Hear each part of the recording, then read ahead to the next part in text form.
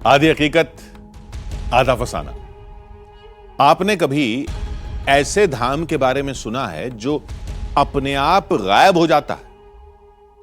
अब ऐसी बातें तो केवल पौराणिक कथाओं में ही सुनने को मिलती हैं, लेकिन हमारे सामने महादेव के एक ऐसे मंदिर का दावा किया गया जो दिन में 2 बार अदृश्य हो जाता है। और ऐसे एक नहीं, 2 धाम है। ये दोनों धाम एक दूसरे से काफी दूर हैं। दोनों के बीच विशाल समुद्र भी है। फिर भी न जाने कौन सा चमत्कार दोनों धामों को अदृश्य कर देता है। कुछ लोग इसे वहां दिखने वाले 5 अनजान सायों से जोड़कर देखते हैं, तो किसी के मुताबिक यह चमत्कार लहरों में दिखने वाली एक दिव्य ज्योति की वजह से होता है। हमने इन सारी बातों को मानने से साफ इनकार कर दिया। तो दावा करने वाले गुजरात के लोगों ने कहा कि आपके मानने या नहीं मानने से चमत्कार कम नहीं हो जाता। चमत्कार तो सदियों से होता चला आ रहा है।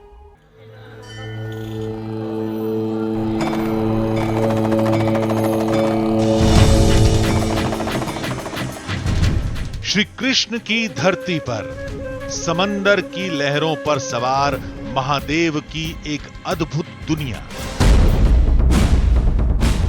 जिसके बारे में सुनो तो यकीन नहीं होता, लेकिन चमत्कार देखकर दिमाग भी चक्कर खा जाए। पहला धाम समुद्र के एक किनारे पर और दूसरा वहां से 10 किलोमीटर दूर समुद्र के दूसरे किनारे पर। दोनों धामों के बीच पानी ने एक पहेली ऐसी उलझा रखी है जिसे युगों से कोई सुलझा नहीं पाया। इसके भीतर बसा शिवा है। पहला धाम अदृश्य होता है तो दूसरा धाम प्रकट होता है, आंख मूंद कर देख रहा है साथ समय के। और दूसरा अदृश्य होता है तो पहला प्रकट हो जाता है। जटा में गंगा चांद मुकुट है, सौम्य कभी कभी बड़ा विकट है। ये खेल दिन में 2-2 बार होता है। वही शून्य है वही इकाई, वही शून्य है वही इकाई, वही शून्य है वही इकाई, जिसके भीतर बसा शिवा। इतना ही नहीं, सागर की लहरों पर एक रहस्यमयी दिव्य ज्योति दिखती है, जिसे लोग महादेव की दिव्य शक्ति का प्रतीक मानते हैं। शिव जी यहाँ प्रकट है साक्षात, ऐसा लगता है। 4 धाम की यात्रा करो, बाद में आपको दर्शन करना पड़ता है निष्कलंक महादेव का, तो आप निष्कलंक हो जाओगे, पाप मुक्त हो जाओगे। वो धाम अदृश्य कैसे होते हैं? सागर की लहरों में दिखने वाली उस दिव्य ज्योति का रहस्य क्या है? समुद्र के उस 10 किलोमीटर के दायरे में चमत्कार की क्या है कहानी? जानने के लिए चलते हैं महादेव से जुड़े एक अनदेखे, अनजाने और अलौकिक लोक के सफर पर। आधी हकीकत आधा फसाना। महादेव के 2 धाम जो अपने आप गायब होकर कुछ देर बाद प्रकट हो जाते, और वो भी दिन में 2-2 बार। लोग कहते हैं कोई शख्स उस धाम में अपने मन से नहीं जा सकता। आपको वहां कब जाना है, कब तक रुकना है, कब लौटना है, इन सब का वक्त वो दोनों मंदिर खुद तय करते हैं। इनमें पहला धाम गुजरात में भावनगर के समुद्र तट पर है। वहां जाने के लिए समुद्र की लहरों को चीर कर जाना पड़ता है। हमें लगा कि दावा करने वाले यूं ही अपनी कहानी को बढ़ा चढ़ाकर पेश कर रहे हैं, लेकिन जब हकीकत जानने के लिए हम धाम के करीब पहुंचे तो दावे से जुड़ा एक-एक शब्द सच होता नजर आया। हमें गुजरात में भावनगर के कोलियाक तट से करीब 3 किलोमीटर अंदर खंबात की खाड़ी में जाना था। कहते हैं वो धाम महाभारत के समय का है, जिसकी स्थापना महादेव के परम भक्त पांडवों ने की थी। ये कहानी वहां से शुरू होती है जहां से महाभारत युद्ध खत्म होता है।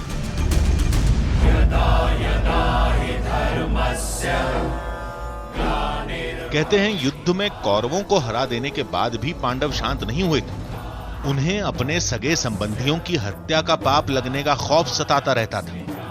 पाप के बोझ से छुटकारा पाने के लिए पांडव श्री कृष्ण से मिले। श्री कृष्ण ने उन्हें एक काली गाय और एक काला झंडा देते हुए कहा कि जिस जगह ये दोनों सफेद हो जाएं, वहां पर पांडव महादेव की तपस्या करें।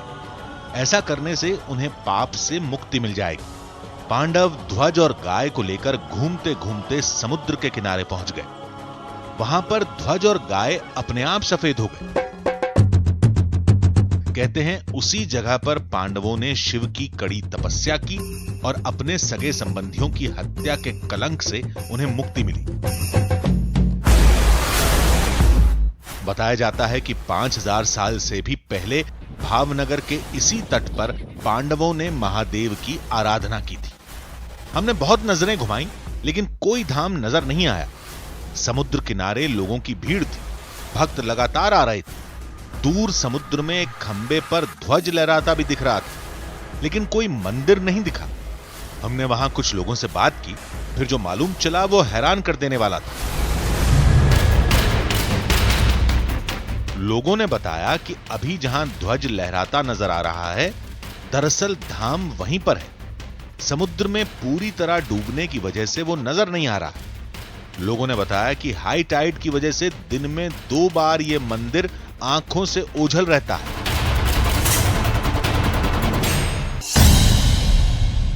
समुद्र के किनारे काफी तादाद में लोग थे जो लो टाइड का इंतजार कर रहे थे, जिसके बाद पानी वापस समुद्र में चला जाएगा और समुद्र के नीचे से वो रास्ता नजर आने लगेगा जिस पर चलकर लोग महादेव के उस अद्भुत धाम तक पहुंच पाएंगे। इस जगह पर ज्वार भाटा कितना तेज आता है, इसे कुछ ऐसे समझा जा सकता है। यहाँ पर ये एक मूर्ति है जो समुद्र में पड़ी हुई है। अभी जब पानी आ जाएगा तो ये आपको दिखाई नहीं देगी, तो मैं इसको एक मार्कर के तौर पे इस्तेमाल कर रहा हूँ। और आप देखिए कि अभी पानी बिल्कुल इसके बेस पे है, अभी यहाँ पर भी पानी नहीं है। और आप देखेंगे कि किस तरह से तेज़ी से पानी बढ़ेगा और ये मूर्ति पानी में समाएगी। तो वो सारा सिस्टम हम आपको दिखाने की कोशिश करेंगे एक मार्कर के तौर पे कि किस तरह जब पानी बढ़ता है, जब ज्वार चढ़ता है, टाइड आता है, तो किस तरह से पानी बढ़ता है। इसको दिखाएंगे, देखिए।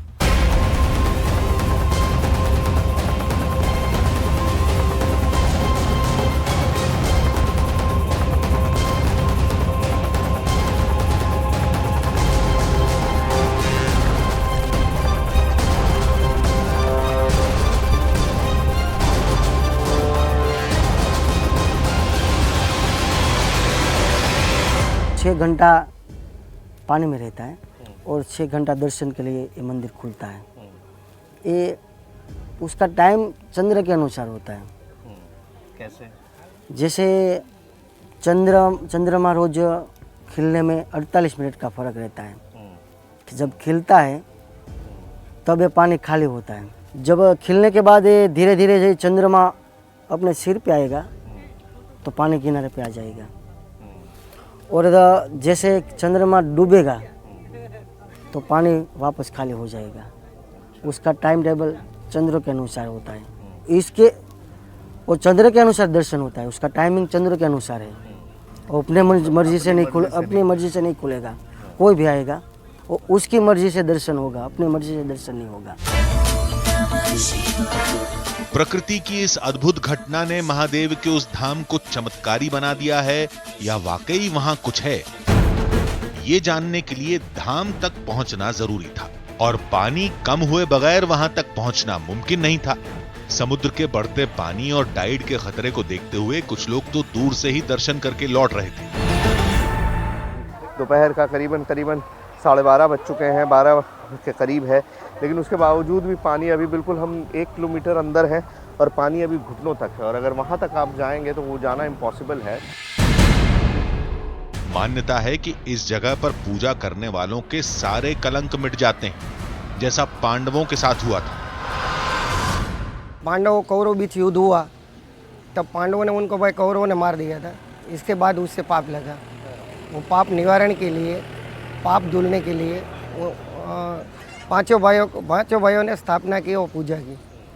बाद में जो कोई कलंक किया वो कलंक में से मुक्त हो गया और इसका नाम निष्कलंक महादेव है, कोई कलंक नहीं हुई।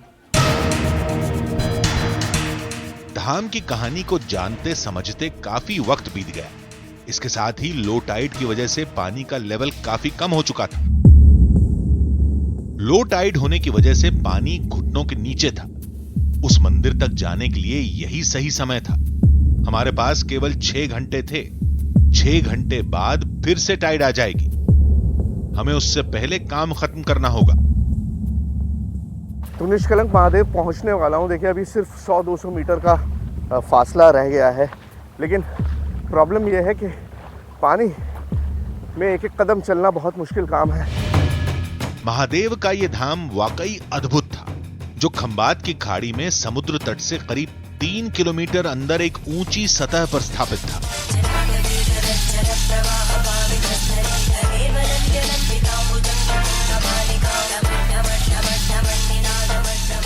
कहना मुश्किल था कि इस जगह को किसी इंसान ने बनाया होगा। शायद हर शख्स इस जगह को दैवीय मानता है। यहाँ आने से बहुत शांति मिलता है और यहाँ आने से मनोकामना हमारी पूरी होती है और हमें ऐसा आभास होता है, मतलब शांति, शिव जी यहाँ प्रकट है साक्षात, ऐसा लगता है। समुद्र का पानी पूरी तरह वापस जा चुका था। अब किनारे से धाम को आने वाला रास्ता साफ नजर आने लगा था। ये जगह दिन में 2 बार समुद्र की तेज लहरों को सहती है, 2 बार पानी में पूरी तरह डूब जाती है। लिहाजा यहां की हर चीज टूट फूट जाती है, सिवाय इन शिवलिंग के। कहते हैं समुद्र उन सभी चीजों को तोड़ देता है जो बाद में बनाई गई, लेकिन आज तक इन शिवलिंग पर एक खरोंच तक नहीं आई। बाकी की जो चीज़ है वो समुद्र का प्रेशर से टूट जाती है। जैसे सीमेंट का बनाया हुआ है, वो 7-8-10 साल में उसको वो परिवर्तन होता है, पर जो शिवलिंग है महादेव का उसको कुछ नहीं होता है। बाजी का आजू बाजू का काम बनाना पड़ता है, तो जो शिवलिंग वही का वही है। वो नया सब काम बनाया है, ऊपर जो लगाया हुआ है। अच्छा, मतलब सब कुछ टूट जाता है पानी के उससे, लेकिन ये शिवलिंग जो है कितने हजार साल पुराना वो शिवलिंग सब 5-5.5 हजार साल हुआ है, तो शिवलिंग का वही है। शिवलिंग में कोई फेरफार किया नहीं है। ये जगह पांडवों से जुड़ी है, लिहाजा यहां 5 शिवलिंग हैं। दावे के मुताबिक सभी शिवलिंग 5000 साल से भी पुराने हैं, यानी ये सभी महाभारत काल के माने जाते हैं। अब यहाँ पर जो शिवलिंग है उनके बारे में आपको बताऊं, ये सबसे बड़ा है, ये मेन शिवलिंग है। और इसके बारे में मान्यता ये है कि ये धर्मराज युधिष्ठिर का शिवलिंग है, सबसे बड़े थे, तो शिवलिंग भी सबसे बड़ा है। उसके आगे आप आएंगे तो आपको दिखाई देगा, आप थोड़ा 4 कदम आगे चलेंगे तो आपको अर्जुन का शिवलिंग, इस शिवलिंग के बारे में मान्यता है कि ये अर्जुन ने स्थापित किया था। और जिस तरह का उनका साइज था भीम का जिस तरह का साइज था, जिनके बारे में कहा जाता है कि वो बहुत विशालकाय थे, तो वो एक बड़ा शिवलिंग उधर है। और पीछे की तरफ नकुल और सहदेव के भी हैं, वो मैं आपको आगे दिखाऊंगा। लेकिन ये देखिए 3 मेन शिवलिंग हैं जो एक जगह पर स्थापित है। एक ये भीम का हो गया, इधर आएंगे तो अर्जुन का हो गया, और उधर जाएंगे तो धर्मराज युधिष्ठिर का। यही वो खंबा था जो समुद्र के किनारे से हमें डूबा हुआ दिख रहा था। दरअसल ये एक मार्कर है, ताकि दूर से लोगों को पता चल सके कि इस धाम पर कितना पानी भरा हुआ है। लेकिन यहां मामला केवल शिवलिंग और पूजा पाठ तक ही सीमित नहीं है। इस जगह से जुड़ी एक ऐसी बात सुनने को मिली जिसने हमारे रोंगटे खड़े कर दिए। कहते हैं इस जगह पर कभी कभी 5 लड़कों के साथ लहरों पर एक दिव्य ज्योति दिखाई देती। हाँ, यहाँ एक बार चारों ओर पानी घूम गया था, तो एक बूढ़ी माँ थी 50-60 साल की, पंडित थी, तो वो बोली कि अभी तो पानी घूम गया, अब मेरा क्या होएगा। तो यहाँ 5 बालक थे, यहाँ खेल रहे थे, वो उसको दर्शन दिए और वो माँ का हाथ पकड़ के उसको थोड़ा बाहर भी निकाले पानी से। तो वो माँ ने भी ऐसा बात उसके परिवार को वाले को बताया था, तो वो बात हमें भी सुनने मिली, तो हमें और श्रद्धा विश्वास बैठ गया। जब एक भगत था हमारा इधर गांव का, तो उसका नियम था कि दर्शन के बिना वो खाना पीना नहीं लेते थे। जो भी बाहर गांव जाना पड़ता है तो भी दर्शन के बिना नहीं जाता था। तो उसने मुझे एक बार बताया था कि बापू इधर मैंने दर्शन किया है समुद्र के बीच में जोत का, हमारे गुजराती भाषा में उसको जोत बोलते हैं। जो हमने इधर 1-1.5 किलोमीटर मैंने सुबह में 3-4 बजे जोत का दर्शन किया है। तो मैंने उसको बोला था कि दादा ये सब बोलते हैं कि इधर इसके अलावा एक मंदिर है इसके अंदर, वो सब बोलते हैं, आपने मैं कभी देखा? तो कि मैंने मंदिर तो नहीं, शिवलिंग का दर्शन तो नहीं किया, पर मैंने जोत का दर्शन किया है। ऐसी जगहों पर इस तरह की कहानियां अक्सर सुनने को मिल जाती हैं। वैसे भी इस दावे की पड़ताल नहीं की जा सकती। इस जगह को देखते और कहानियों को समझते कब 6 घंटे निकल गए पता ही नहीं चला। समुद्र की लहरें एक बार फिर मंदिर की चौखट पर दस्तक देने लगी थी। हमारे बात करते करते ही पानी की आप तेज़ी देख सकते हैं कि बढ़ता जा रहा है, पानी का बहाव बढ़ता जा रहा है। पहले वहाँ तक पानी था, नीचे वाली सीढ़ी तक, और अब पानी ऊपर तक बिल्कुल मेरे करीब पहुँचने लगा है। तो हमारे पास चंद मिनट है, तो चंद मिनटों का ही वक्फा होता है जिसमें आप इस मंदिर तक पहुँच सकते हैं। कभी कभी घंटे होते हैं, वो सब ज्वार की टाइड्स पर डिपेंड करता है कि आप किस तरह से यहाँ पर आ सकते हैं, लेकिन उससे ज़्यादा वक्त नहीं होता। कुछ घंटे होते हैं, दिन में स्पेसिफिक टाइम होता है, और अब पानी बढ़ता जा रहा है और हमको भी अब यहाँ से चलने का वक्त आ गया है। अब हर पल टाइड का खतरा बढ़ता जा रहा था। लोगों ने लौटना शुरू कर दिया, लेकिन हमें सामान को समेटने में देर हो गई, जिसका खमियाजा भी हमें भुगतना पड़ा। जब हम लौटने के लिए समुद्र में उतरे तो पानी घुटनों तक आ चुका था। हर कदम के साथ जो है पानी बढ़ता जा रहा है। आप देखिए, जब हम आए थे तो पानी कहाँ तक था, और अब इस वक्त देखिए पानी कहाँ तक पहुँच चुका है। और ऐसे में जहाँ आपको नीचे कुछ नहीं दिखाई दे रहा हो, पानी में चलना बेहद ख़तरनाक काम है। और हमें यहाँ शूट करने में थोड़ी सी देर हुई, और पंडित जी बार बार ये कह रहे थे कि चलिए चलिए वक्त हो गया है। वो खुद बहुत आगे निकल गए, इसीलिए आगे जाते जा रहे हैं, तो हमको भी चलना है। लेकिन समुद्र की रफ्तार हमारे कदमों से तेज निकली और जल्द ही पानी घुटनों तक पहुंच गया।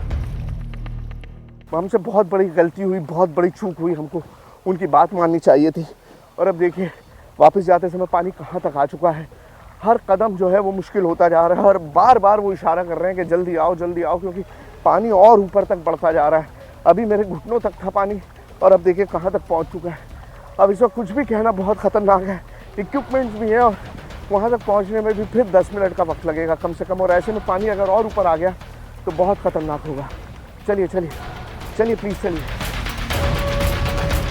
जैसे तैसे हम किनारे पहुंच गए, लेकिन हमारे सवालों के जवाब अभी तक नहीं मिले थे, जिनके लिए अब हमें समुद्र के दूसरे तट पर स्थापित महादेव के दूसरे धाम की ओर बढ़ना था।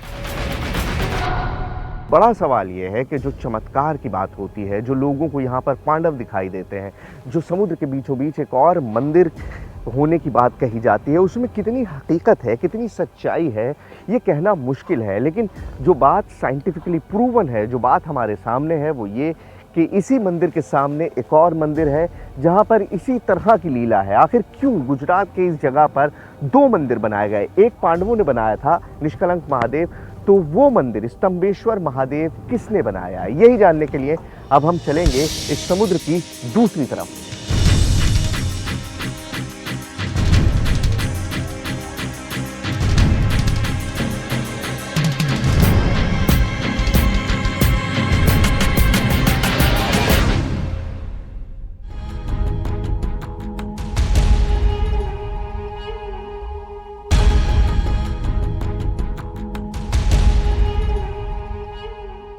इतना तो हमें पता चल चुका था कि धाम के अदृश्य होने का रहस्य समुद्र के ज्वार भाटे में छुपा है। लेकिन हमें ना वहां 5 अनजान साए देखने को मिले, ना ही लहरों पर कोई दिव्य ज्योति दिखाई दी। फिर लोगों ने बताया कि इस रहस्य को सुलझाने के लिए आपको दूसरे धाम जाना होगा।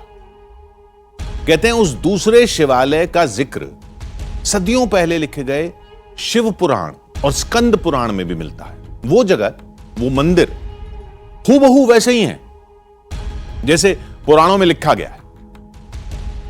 अब उस धाम का महादेव से जुड़ा होना, उसका पुराणों में जिक्र होना, उससे जुड़े कुछ रहस्यमयी सवालों का होना, यह सब महज इत्तेफाक था या कुछ और? यह जानने के लिए अब हमें भावनगर के समुद्र तट से दूसरी तरफ भरूच के जंबूसर जाना था।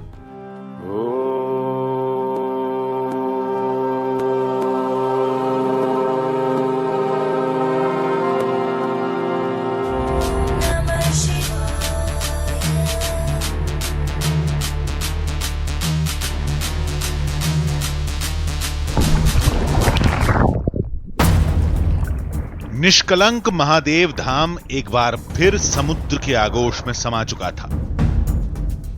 इसके बाद हमारा कारवां महादेव के दूसरे धाम की तरफ बढ़ चला,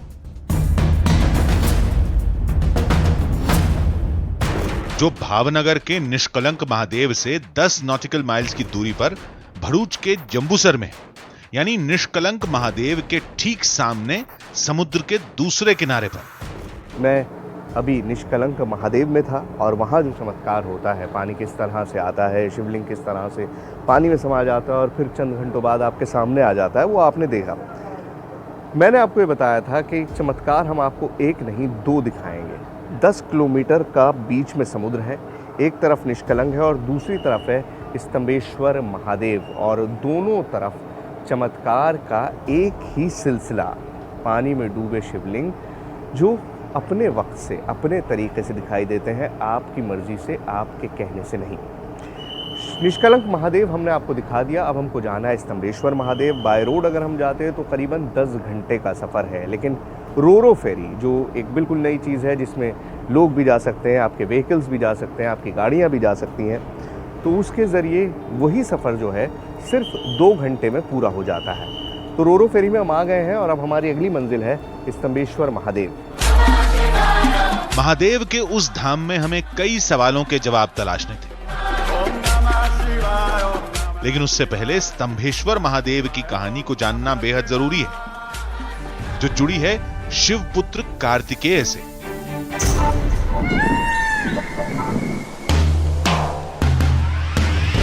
पौराणिक कथाओं के मुताबिक कार्तिकेय बेहद शक्तिशाली थे। इसी वजह से देवराज इंद्र ने उन्हें अपनी सेना का सेनापति बना दिया था। कार्तिकेय ने ही ताड़कासुर राक्षस का वध किया था, जिसे ब्रह्मा जी से अमरत्व का वरदान मिला था।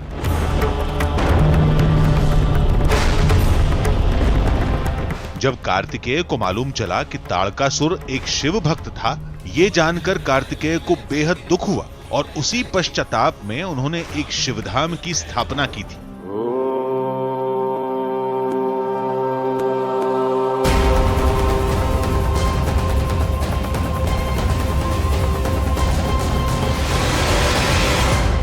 तो अब फेरी का सफ़र ख़त्म हो चुका है, ये समुद्री सफ़र हमारा समाप्त हो गया है और अब हम जा रहे हैं स्तंभेश्वर महादेव की तरफ। आइए। कहते हैं स्तंभेश्वर महादेव ही वो धाम है जिसे शिवपुत्र कार्तिकेय ने स्थापित किया था। तभी उस धाम का जिक्र शिव पुराण के साथ स्कंद पुराण में भी मिलता है। अगर ऐसा है तो क्या हमारे सवालों के जवाब आज मिल जाएंगे? क्या निष्कलंक और स्तंभेश्वर मंदिर के बीच में समुद्र में कोई डूबा हुआ शिवधाम है? उन 5 लड़कों को देखने का क्या रहस्य है जिन्हें लोग पांडवों से जोड़कर देखते हैं? और सबसे बड़ी बात, दोनों धामों के बीच में लहरों पर दिखने वाली ज्योति हकीकत है या फसाना?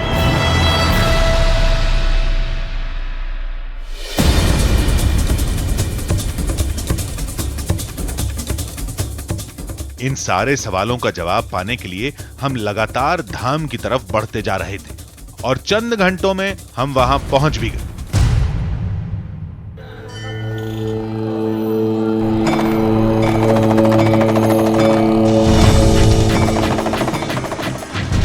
महादेव का यह धाम भी पहले धाम की तरह समुद्र के बिल्कुल किनारे था। ज्वार भाटा की वजह से पानी में डूबने के बाद यह धाम भी दिन में 2 बार आंखों से ओझल हो जाता है।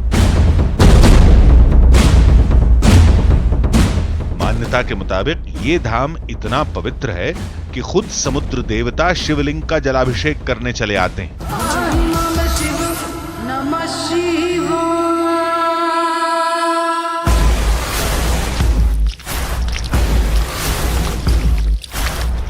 ये कीचड़ बता रहा है कि कुछ देर पहले ही यहां हाई टाइड आई थी।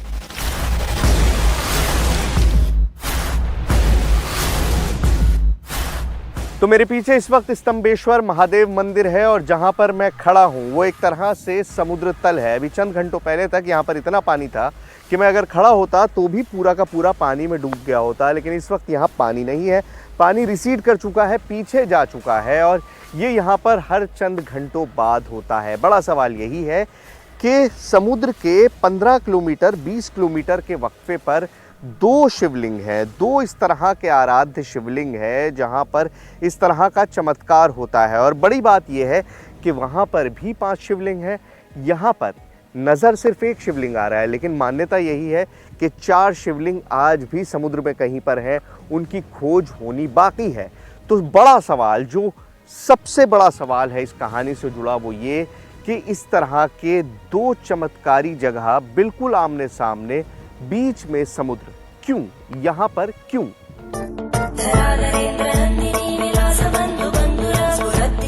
यहां भी लोगों को पूजा पाठ के लिए ज्वार भाटे के हिसाब से चंद घंटे का तय समय ही मिलता है।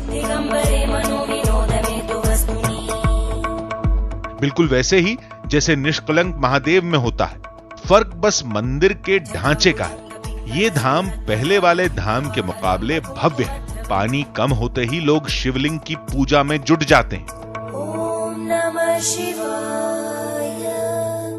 इस वक्त आपके सामने है स्तंभेश्वर महादेव। अब इसकी फॉर्मेशन की अगर हम बात करें तो हजारों साल पुराना है। जिस तरह की कहानी है कि स्कंद महापुराण में इसका जिक्र है और ये इसके बारे में जानकारी बहुत कम थी, बहुत कम लोग जानते थे कि यहाँ पर स्तंभेश्वर महादेव मौजूद है, क्योंकि एग्जैक्ट लोकेशन उसमें नहीं दर्ज थी। उसमें दर्ज था कि हाँ इस तरह का एक सागर के पास है जहाँ पर इस तरह से एक शिवलिंग है, और उसके बाद ये रेत में दबा हुआ था। तो बहुत कम लोग इसके बारे में जानते थे। अभी मतलब 35-40 साल से इसके बारे में ज़्यादा जानकारी फैली है। लोगों को ये अंदाज़ा था कि इस एरिया में कहीं ना कहीं इस तरह का शिवलिंग है, लेकिन वो कहाँ पर है, उसका एग्जैक्ट स्पॉट कहाँ है, वो किसी को नहीं पता था। अब इसके आसपास जो आप सारी चीज़ें देख रहे हैं वो सारी मैन मेड है, मतलब बाद में बनाई गई हैं। ये जितना भी पत्थर का काम आप देख रहे हैं, और जैसा मैंने आपको पहले भी बताया कि पानी लगातार आता जाता रहता है, हज़ारों सैकड़ों फीट पानी के नीचे भी दब जाता है, उसके बाद भी ये अपनी जगह पे मौजूद रहता है। जितना भी मैन मेड स्ट्रक्चर है वो टूट जाता है, चंद सालों बाद उसे बदलना पड़ता है, लेकिन ये हज़ारों साल से यहाँ पर मौजूद है और स्तंभेश्वर महादेव के नाम से अब सारी दुनिया इसे जानती है। बताया जाता है कि महाशिव पुराण के रुद्र संहिता भाग 2 के अध्याय 11 के साथ स्कंद पुराण में भी इस शिवालय का जिक्र किया गया है। ये समझने से पहले इस धाम की लोकेशन को समझना बेहद जरूरी है। इसको महिसागर संगम गुप्त तीर्थ बोला जाता है। यहाँ से अरब सागर और यहाँ से मही नदी, ताप्ती, साबरमती और नर्मदा जी, 7 नदी इसमें भेगी है, मतलब यहाँ का मिलन होता है अरब सागर और महिसागर, तो इनका नाम पड़ गया है महिसागर संगम गुप्त तीर्थ। तब उन्हें यहाँ पर उल्लेख किया, तो ये बहुत तपोबल, मतलब बहुत तपी, हजारों ऋषियों मुनियों ने यहाँ पर तपस्या किया। लेकिन हम इस बात को तभी मानेंगे जब हम खुद स्कंद पुराण के उस हिस्से को पढ़ेंगे जहां इस मंदिर वाली जगह का जिक्र किया गया है। इसके लिए हमने एक बाबा से बात की जो सालों से इस धाम की देखरेख कर रहे हैं।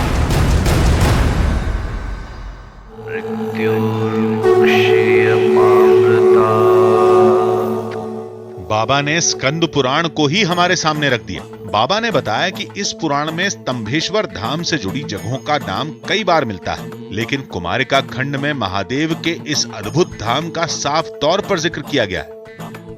पूर्ण सलिला मही नदी समुद्र में मिली हुई है, जहाँ मही और समुद्र का संगम होता है, वहाँ स्तंभ नाम का तीर्थ है, स्तंभेश्वर महादेव। अच्छा। जो तीनों लोकों में विख्यात है। वहाँ जो मनुष्य स्नान करते हैं वे सब पापों से मुक्त हो जाने के कारण यमराज के समीप कभी नहीं जाते। स्कंद पुराण सदियों पुराना ग्रंथ है। और इस पुराण में धाम के जिक्र होने का मतलब यह है कि यह जगह पौराणिक काल की है। तो क्या इस जगह से चमत्कार के वो तार भी जुड़ते हैं जिनकी तलाश में हम भावनगर से भटक रहे हैं? इस सिलसिले में हमने कई लोगों से बात की, लेकिन सबके पास किस्सों के अलावा कुछ नहीं था।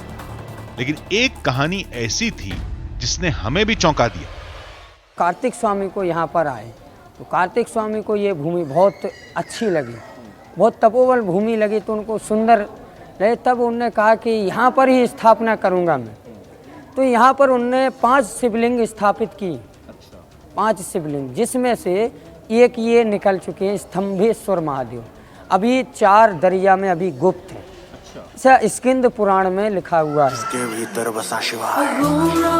वहां भी 5 शिवलिंग, यहां भी 5 शिवलिंग।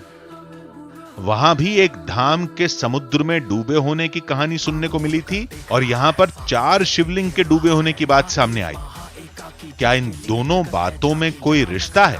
कहीं ऐसा तो नहीं कि दोनों धाम के चमत्कार उसी अदृश्य धाम से जुड़ते हैं जिसके समुद्र में डूबे होने की बात कही जाती है? अगर ऐसा है तो यह पता करना फिलहाल नामुमकिन है, क्योंकि इस गहरे समुद्र में एक मंदिर तलाशना हमारे बस की बात नहीं थी।